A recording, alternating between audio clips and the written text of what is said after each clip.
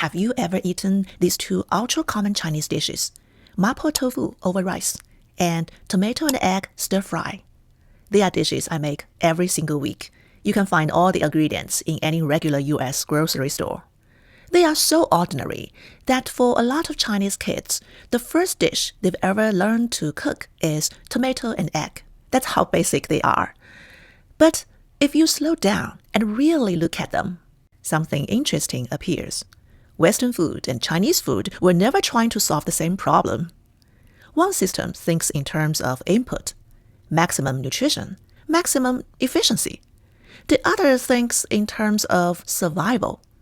Can the body actually carry that load and keep functioning?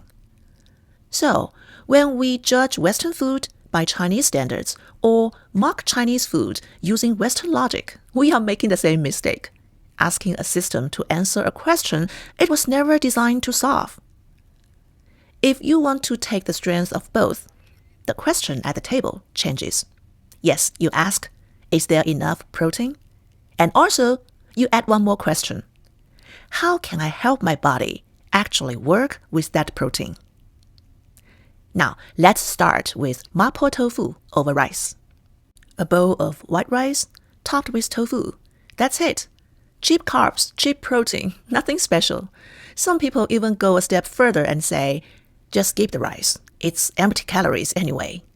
Wait, the protein we eat doesn't get used as is. Think of it more like it enters an assembly factory. First, it gets taken apart into tiny pieces, amino acids. Then, your body rebuilds those pieces into muscle, skin, immune cells, things that are actually you. Tofu brings a lot of useful parts to the table. It's especially generous with amino acids like lysine, but it comes up short on a few very specific ones, most notably methionine and cysteine. So it's like having a warehouse packed with parts, but missing a few critical sizes. The moment that happens, the build stalls. That's what people mean when they say plant protein gets stuck. Not because tofu is bad, but because the amino acid ratio is off. And this is where rice quietly walks in. Rice isn't there to fill you up. It's there to fill the gap. It provides exactly what tofu is missing. Small amounts of methionine. Not a lot, just enough. Once rice and tofu arrive together, the pieces line up. The assembly line starts moving, and the body can finally use what you ate. This kind of pairing is everywhere in Chinese food, so common that you almost stop noticing it. The most obvious category is beans with rice, red bean rice, mung bean rice, kidney bean rice. A lot of people think this is just whole grains are healthier, but that is not the point. The point is, the beans and the rice land in the same bite. Beans bring some protein parts. Rice fills the missing ones. That's why these dishes survived in times when food wasn't abundant. People didn't walk away weaker from eating them. Same thing with dishes like green bean rice, lentil rice, fava bean rice. You'll notice something interesting. Chinese cooking rarely serves these beans alone as a bean dish. They almost instinctively get folded into the rice. Not for aesthetics, because together they work better. Even breakfast follows the logic. Take tofu pudding with fried dough or flatbread. Most people see it as just a traditional combo, but structurally, it's the same idea as mapo tofu over rice. Tofu brings plant protein. The dough fills the gap. No meat needed, and you are still full until noon. Here's the part you can take and use immediately. When you are eating beans, lentils, chickpeas, don't go out of your way to avoid carbs. Put them in the same meal as rice, bread, or pasta. Okay, mapo tofu doesn't stop there. It gives you a few more advantages. The hot oil makes the food easier for the body to process. The heat and spice wake the tofu up.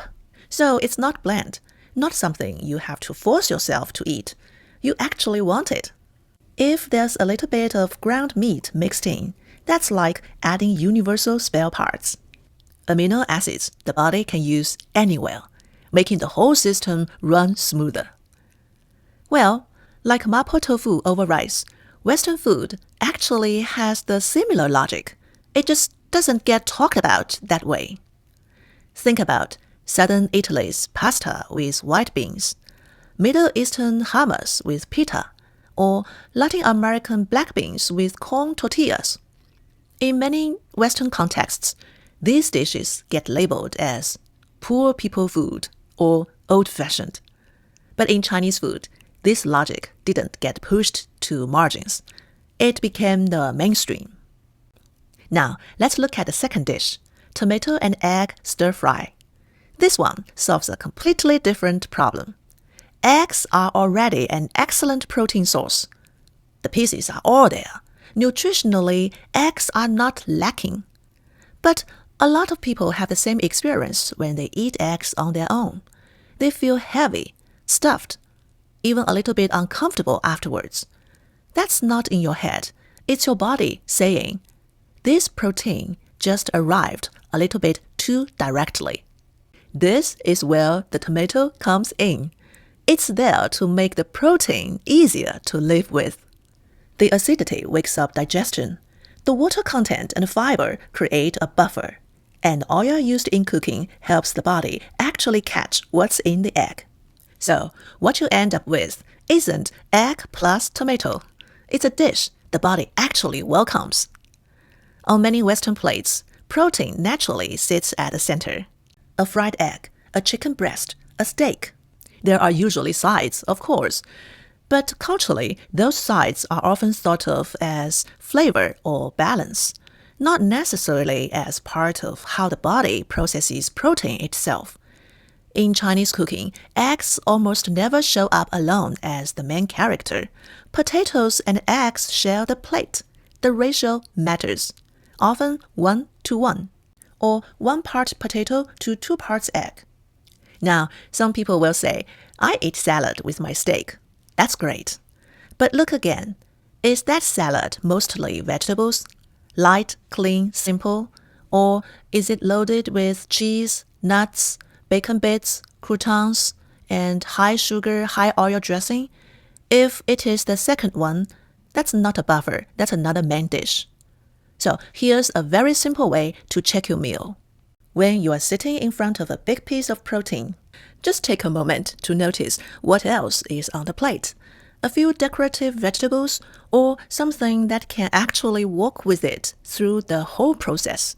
That question alone will change how your meals feel afterwards. In Chinese cooking, the idea of slowing protein down isn't theoretical. It's something people eat every single day. The most common version is protein paired with high-water vegetables. Loofah and egg, cucumber and egg. These aren't about adding nutrients to eggs. They are about adding water and volume to turn eggs from a dense protein mass into something the body can actually receive. Steamed egg custard might be the most extreme example.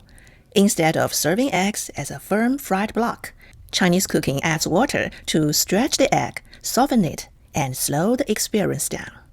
At Panda Express, the dish I go back to the most is beef and broccoli, because when the ratio is right, about 1:1, broccoli isn't decoration, it's part of the structure of the meal. Now, if you step back and look at these two dishes together, mapo tofu over rice, tomato and egg, you start to see the pattern. They are not teaching you how to eat better food. They are teaching you how to use good food better. Here are 2 rules for you to take away immediately. First, when you eat beans, lentils, chickpeas, don't rush to cut out carbs.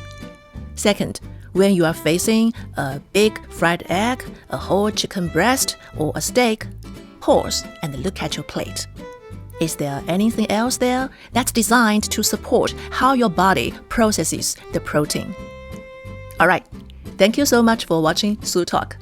One new way of thinking every episode.